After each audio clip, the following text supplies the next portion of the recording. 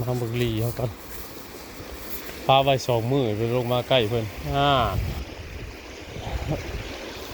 ลงมาสดเลยพาไว้คือสิมีแต่ขี้เหงื่อเลยเนาะบกแล้วบาดนี้พี่น้องเอ้ยหัวล้มออกเลยบกแล้วมันถึงแต่ป่าน้อยลายโมมานลายป้าเพิ่นเลยไว้ลงมาใกล้เพิ่น2 มื้อว่านี่กับเบิดมือปอดนั่นกับมันถ่วมเรื่อยนะน้ำมันถ่วมเรื่อยเพราะพวกนี้ขี้เหงื่อนะปอดบางไงแต่ใครในน้ำตื้นเนี่ยเอาขึ้นได้อยู่ดอก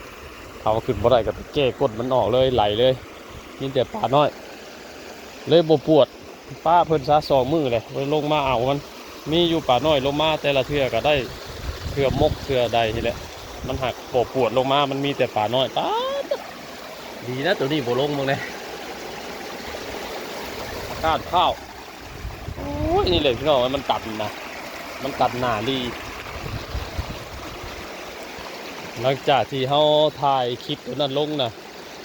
โอ้ได้หลายหมื่นเติบยอดวิวกะที่ว่าอันที่เหงื่อตำหนาดีนี่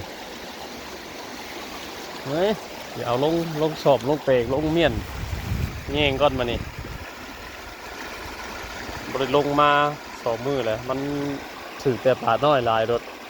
บดจักควบสีเฮ็ดมันบดจักควบสีนั่นเดี๋ยวข้านลงมาปะเลยมันนี่ลงมาว่าสิลงมาเมียนเงี้ยงก่อนทำมันสีนั่นแหละบกเลยพี่น้องเอ้ย